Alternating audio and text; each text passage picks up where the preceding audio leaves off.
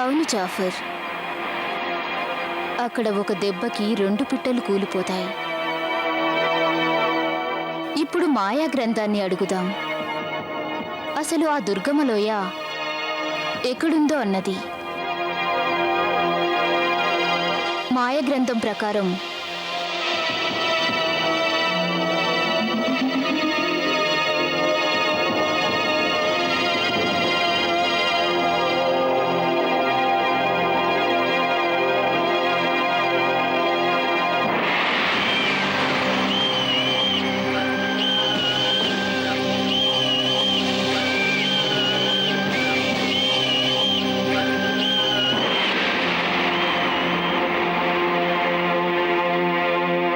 మహామంత్రి చిత్తం. ఇప్పుడిక ఈ యువరాజు జీవితం మనకి ఎంత ముఖ్యమో నువ్వు గ్రహించే ఉంటావు తుగ్లక్. ఇకపై మేము వీడి ద్వారా ఒక దెబ్బకి 2 పిట్టల్ని కూల్చబోతున్నాము. అందువల్ల మేము నిర్ణయానికి వచ్చాము. ఈ రాకుమారుణ్ణి ఎలాంటి చోట ఉంచదలిచామంటే వేరొకరు ఎవరూ కూడా చేరుకోవటానికి వీలు లేని చోటు. ఏకైక దైవమా, తమరు ఈ యాస్మిన్ తమ్ముని ఎక్కడ ఉంచాలని నిర్ణయించుకున్నారు? మహామంత్రి, ఆ చోటుని దుర్గమలోయ అంటారు. దుర్గమలోయ? అవును మంత్రి తుగ్లక్. దుర్గమలోయ ఎలాంటి చోటంటే అక్కడ సదా మృత్యువు జీవితం కోసం వేచి ఉంటుంది. అక్కడికి ప్రవేశించటం ఏ మానవుడికి సాధ్యపడే పని కాదు. ఒకవేళ ఏ దురదృష్టవంతుడైనా ప్రవేశించినట్లయితే మృత్యువు తన విశాలమైన చేతులు చాచి వాణ్ణి కబళించి వేస్తుంది. ఏకైక దైవమా, ఇప్పుడు తమరు సరైన నిర్ణయం తీసుకున్నారు. ఎందుకంటే ఇప్పుడు మన భవనంలో గట్టి భద్రత లేదు.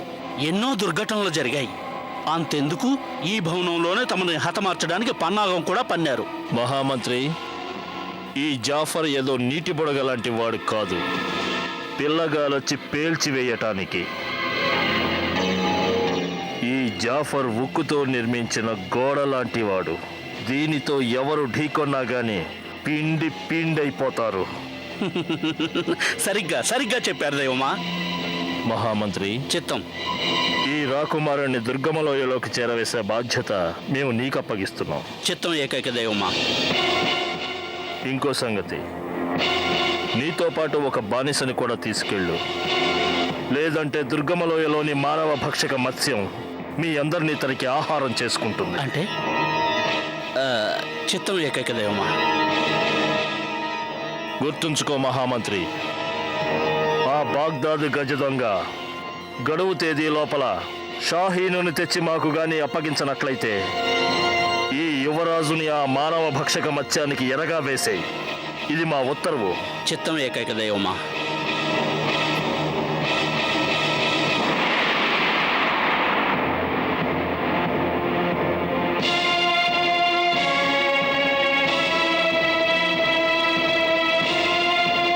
మానవ భక్షక మత్స్యం అనాహూహు.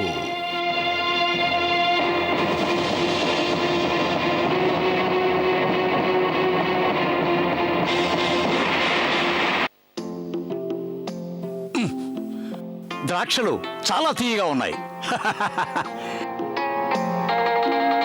నిజానికి నీ అంత తీపిగా ఉన్నాయి. అనాహూహు అనాహూహు అనాహూహు. ఏమిటన్నయ్య గారు, మీరేదో చాలా ఆనందంగా ఉన్నట్టు. అవును కాసీం, అవును.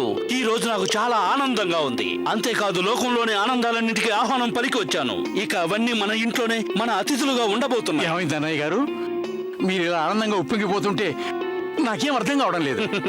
కాసీం కాసీం కాసీం కాసీం, మనిషికి ఎప్పుడైతే ఆనందం ఎక్కువ అవుతుందో అప్పుడు మనిషి పిచ్చివాడవుతాడు.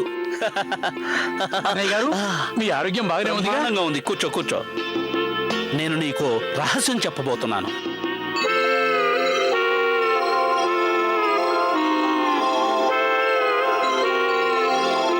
నేను చెప్పబోయేది పరమరహస్యం. కానీ గుర్తుంచుకో, ఈ రహస్యం ఈ 4 గోళ్ల మధ్య ఉండాలి. అన్నయ్య గారు, ఏమిటి మీకు ఈ తమ్ముడి మీద నమ్మకం లేదా? నమ్మకం ఉంది,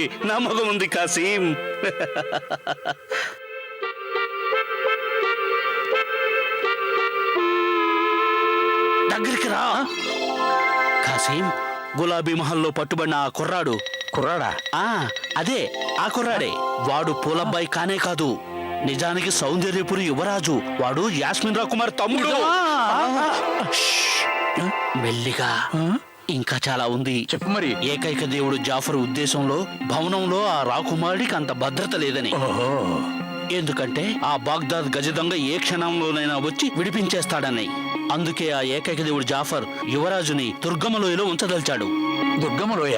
ఆ అది మృత్యు నిలయం. అక్కడికి బాగ్దాద్ గజదొంగ ప్రవేశించనే లేడు. ఒకవేళ ప్రవేశించాడనుకో, వాడు ప్రాణాలతో తిరిగెళ్ళడు. భలే భలే. అంతేకాదు కాసీం, ఆ యువరాజును దుర్గమలోకి చేర్చే బాధ్యతని ఆ ఏకైక దేవుడు నాకు అప్పగించాడు. అన్నయ్య, మీరు మీరు దుర్గమలోకి వెళ్తారా? అంటే వెళ్ళి చచ్చిపోతారా? బుద్ధి లేనివాడా, బుద్ధి లేనివాడా, ఎప్పుడు నువ్వు అపశకునాలే. అన్నయ్య గారు మీకు తమ్ముడే కదా? అవునవునవునవును. ఆ కాసీం, ఆ లోయ ఏకైక దేవుడు జాఫర్ స్వంత మాయా నిలయం. అక్కడ కేవలం మిత్రులు చేస్తారు. మిత్రులు కాదు, శత్రువులు చేస్తారు. శత్రువులు. ఓ, ఇప్పుడు అర్థమైంది. మేము మిత్రులమే కదా. అక్కడ యువరాజును ఉంచడానికి 2 ఉద్దేశాలున్నాయి.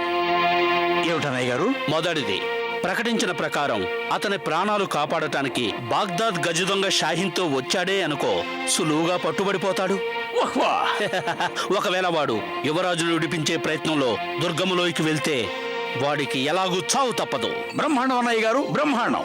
రెండవది, ఏకైక దేవుడు జాఫర్ యువరాజుకి ప్రాణభిక్ష పెట్టాలంటే తనని పెళ్లి చేసుకోవాలని యాస్మిన్కి షరతు విధిస్తాడు. కానీ కానీ ఏమిటన్నయ్య గారు? అనాహూహు, అంతకు ముందే నేను యువరాజును దుర్గమలోయ నుంచి తప్పించేస్తాను. అప్పుడు రాకుమారి నన్ను పెళ్లాడాలని నేనే షరతు పెడతాను. నేనే షరతు పెడతాను. అన్నయ్య గారు, మరి రాకుమారి యాస్మిన్ తమని పెళ్లాడడానికి ఒప్పుకుంటుందా? కాసీం తమ్ముడా, నువ్వు ఎంత మాయకుడివి. రాకుమారి ఒప్పుకుంటుందా అంటున్నావు? అరే, ఒప్పేసుకుంది. నిజమా? ఒప్పుకుంది. ఒక్కసారి ఆ దృశ్యం ఊహించుకో కాసీం. నేను పెళ్లి కొడుకునైతే, ఆ రాకుమారి పెళ్లి కూతురైతే ఎంత అందమైన దృశ్యం అది. అప్పుడేమో యాస్మిన్ రాకుమారి మేలి ముసుగులో, నేనేమో పెళ్లి కొడుకుగా, మేమిరువురం మేఘాల మీద గగన విహారం చేస్తాం. ఎందుకంటే యాస్మిన్తో పెళ్ళైపోయినాక నేను ఈ లోకానికంతటికీ ఏలికనవుతాను. ఈ లోకమంతా నన్ను ఏలికగా గుర్తిస్తుంది. ఏలికగా. లేదన్నయ్య గారు, ఈ లోకం మొత్తానికి నేను ఏలికనవుతాను. లోకమంతా నన్ను ఏలికగా కీర్తిస్తుంది. ఏకైక ఏలిక. నేను మంత్రిని కాదు, ఏకైక దేవుణ్ణి అవుతాను. ఏకైక ఏలిక. కాసీం, కాసీం, కాసీం, చెప్పండి అన్నయ్య గారు. ఏ లోకంలో ఉన్నావు నువ్వు? అదేం లేదు అన్నయ్య గారు, అదేం లేదు. విన్నావుగా నా ఆనందానికి కారణం ఏమిటో? విన్నా. కాసీం, ఇంకెన్నో రోజులు పట్టదు. త్వరలోనే నేను మంత్రి తుగ్లక్ని కాదు, ఏకైక దేవుడు తుగ్లక్ అని పిలుస్తారు. ఇక నా ఈ పిచ్చి తమ్ముడు, నిన్నేమో అందరూ మహామంత్రి కాసీం, మంత్రి కాసీం అంటారు. అనాహూహు, అనాహూహు, అనాహూహు, అనాహూహు.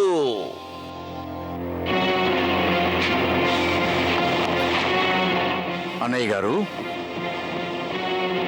నువ్వే ఆ యువరాజును విడిపించి యాస్మిన్ రాకుమార్ని పెళ్లాడగలిగితే నేను కన్న కళ్ళన్నీ ఏమైపోవాలి? వీల్లేదన్నయ్య గారు. నేను నీకు యాస్మిన్కి ఎంత మాత్రం వివాహం జరగనివ్వను అన్నయ్య గారు. యాస్మిన్ రాజకుమారికి పెళ్ళంటూ జరిగితే కేవలం నాతోనే. నేనే అవుతాను లోకానికంతటికీ ఏలికను. నేనే అనిపించుకుంటాను ఏకైక దైవం కాసిం సాబ్రి.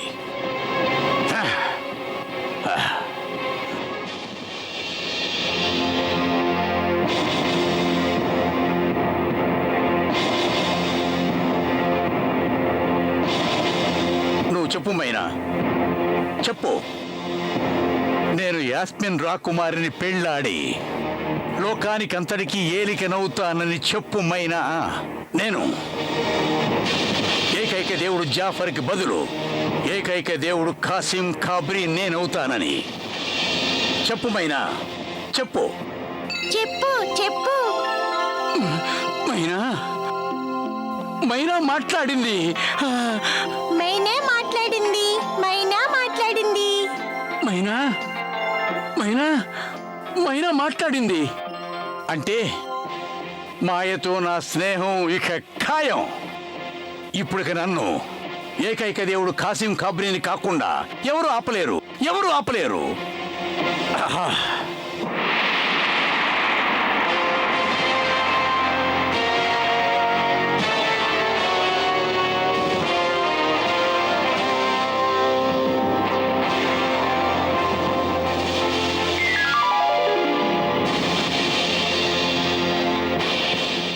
ఓ మంత్రాల మాయాగోళమా,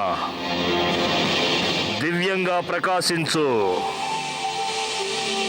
మాకు దుర్గమలోయలో దృశ్యాలు చూపించు.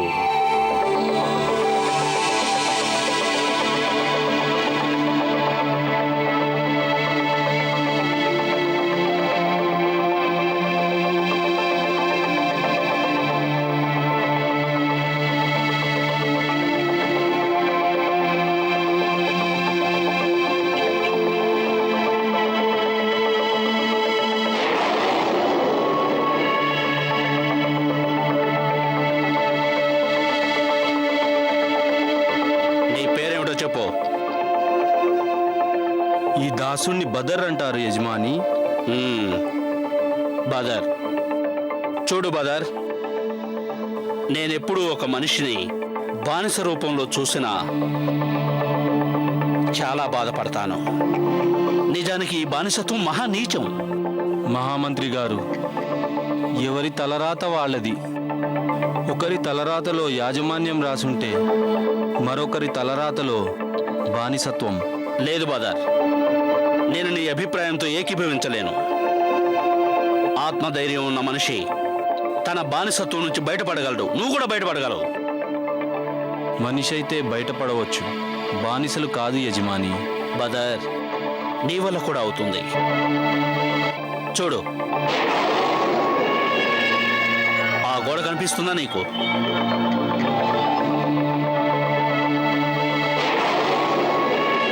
కనిపిస్తుంది యజమాని, ఆ గోడ కనిపిస్తోంది. ఆ గోడ నీకు విముక్తి ప్రసాదించగలదు. మహామంత్రి గారు, మీరు నన్ను ఆట పట్టించినా నేనేమీ అనుకోను. మీరు నాకు యజమాని కదా, యజమాని ఏమన్నా చెల్లుతుంది. అంటే నువ్వు నా మాటలు నమ్మలేకపోతున్నావు. వెళ్ళు, పరుగున వెళ్ళి ఆ గోడను తాకిరా. తాకి వెంటనే తిరిగి వచ్చేయి. ఎప్పుడు వెళ్ళమంటారు నన్ను? ఇప్పుడే. నువ్వు గనక ఆ గోడను తాకి వచ్చేస్తే నేను నిన్ను నీ బానిసత్వం నుంచి విముక్తుని చేస్తాను. మహామంత్రి గారు, తమ ఆదేశానుసారం నేను పరుగున అక్కడికి వెళ్తాను.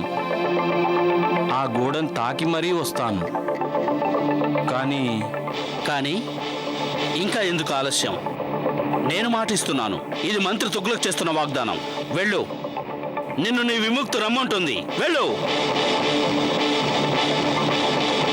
ఏంటి ఆలోచిస్తున్నావా? ఏంటి ఆలోచిస్తున్నావు? వెళ్ళు, వెళ్ళి ఆ గోడను తాకిరా. వెళ్ళు. నీ బానిసత్వ విముక్తి కోసం పరిగెత్తు. వెళ్ళి ఆ గోడను తాకిరా. వెళ్ళు, వెళ్ళు. శబాష్.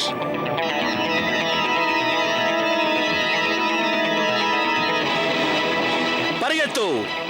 నీ బానిసత్వ విముక్తి కోసం పరిగెత్తు.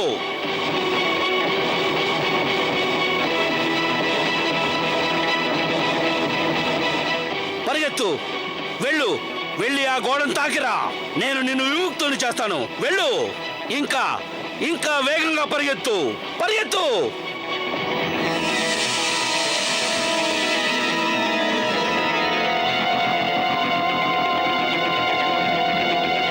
పరిగెత్తు ఇంకా వేగంగా.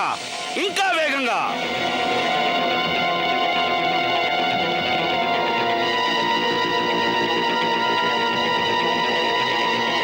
పరిగెత్తు, పరిగెత్తు.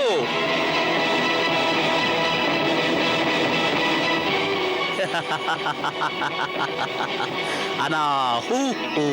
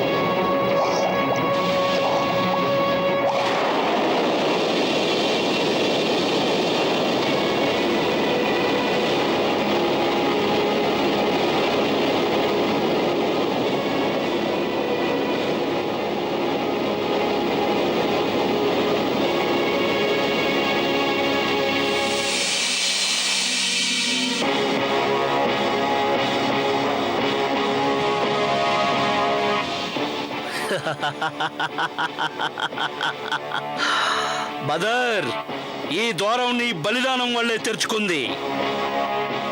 తీసుకురండి వీణ్ణి. త్వరగా పదండి.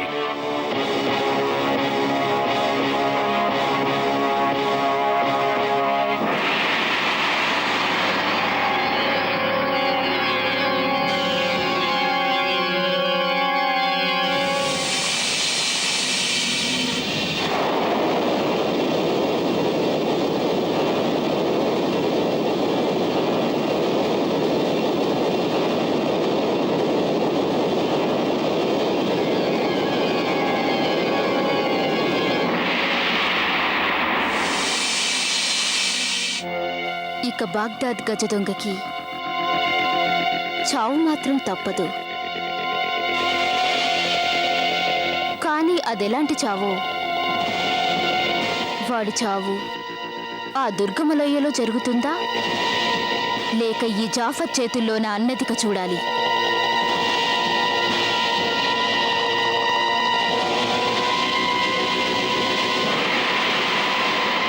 అరే మాకు విముక్తి ప్రసాదించండి, మమ్మల్ని విడుదల చేయండి. అయ్యో, మమ్మల్ని విడుదల చేయండి, మమ్మల్ని చేయండి. అరే మాకు విముక్తి ప్రసాదించండి, మమ్మల్ని విడుదల చేయండి. అరే మాకు విముక్తి ప్రసాదించండి, మమ్మల్ని విడుదల చేయండి. అరే మాకు విముక్తి ప్రసాదించండి, మమ్మల్ని విడుదల చేయండి. అరే మాకు విముక్తి ప్రసాదించండి, మమ్మల్ని విడుదల చేయండి. అరే మాకు విముక్తి ప్రసాదించండి, మమ్మల్ని విడుదల చేయండి. మహామంత్రి గారికి పాదాభివందనాలు. మీ అందరినీ విడుదల చేయనున్నాను. సైనికులారా, మా అందరినీ విడుదల చేస్తున్నారా?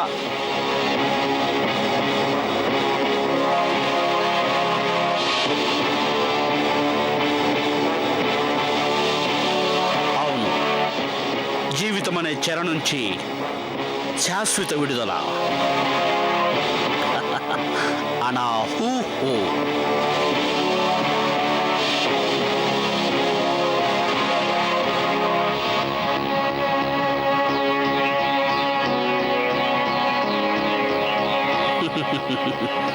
రాకుమారా, ఇదే దుర్గమలోయ. అంటే మృత్యు నిలయం. ఇక్కడి నుండి ఎవడు ప్రాణాలతో బయటపడలేడు. కానీ నేనొక్కడే నీ ప్రాణాలు కాపాడగలను. అది నేను అనుకున్న లక్ష్యం నెరవేరినప్పుడే నేను వెళ్ళొస్తాను. తప్పకుండా వస్తాను. అప్పటిదాకా నువ్వు బతుకుంటే అనా హూ హూ, అనా హూ హూ.